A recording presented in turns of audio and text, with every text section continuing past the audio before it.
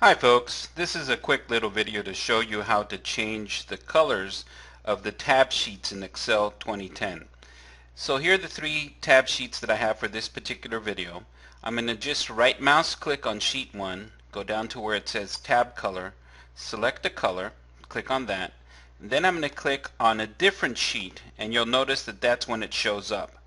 I'm going to go ahead and right mouse click again, tab color, select a different color.